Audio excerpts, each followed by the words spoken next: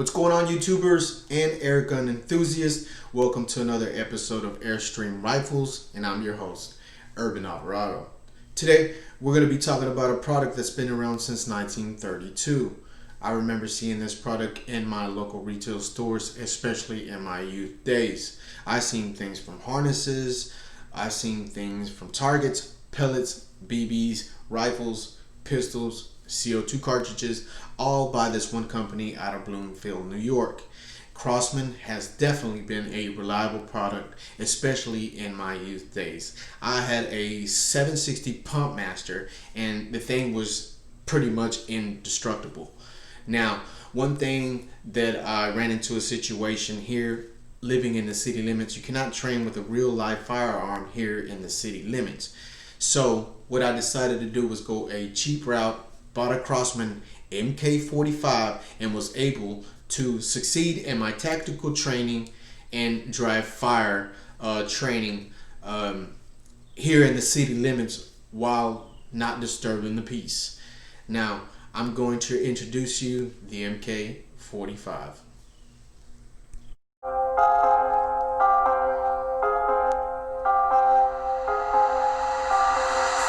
La ciencia.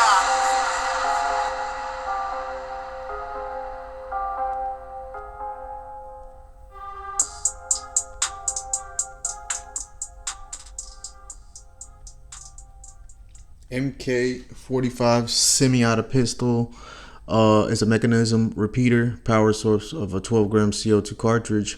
Ammunition is steel BB, 20 BBs in the magazine, .63 pounds, 7.22 inches, smooth bore, fixed blade for the front, rear is notch.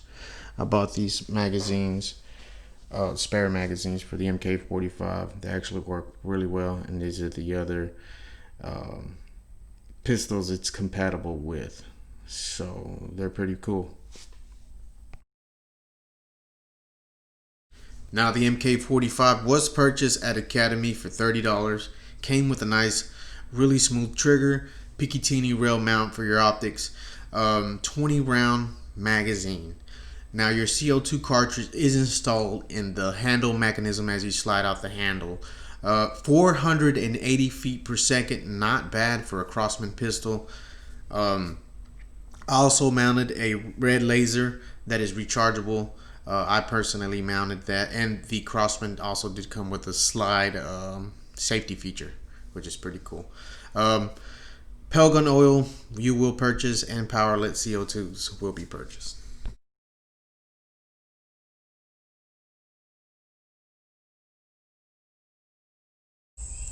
What's going on, YouTubers? I appreciate you for staying tuned in. We're outside at the range, and we're going to be using the MK45 to take down 6 potential targets that I have set up. We're going to see if it stands up to durability, performance, and precision. So, check out our targets.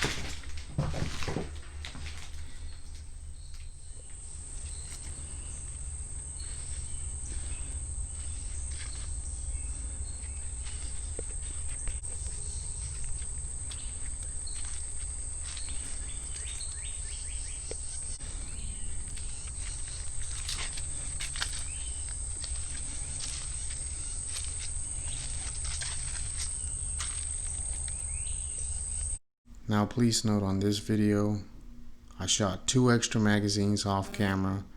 The other 2 were on camera, just so I can show you the full potential of the MK45. I did have a couple of flyers, but not so bad. This is the 3rd target. That's the 2nd target. That's the 5th target. And the last one is the 6th target. Not bad. Man, we're back from the range, and wow, did I have some fun. The MK45 definitely provided us the features that we needed to complete the mission.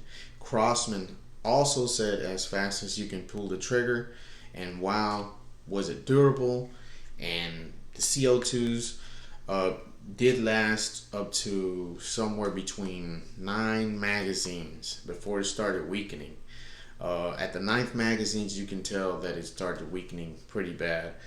480 feet per second, smooth bore.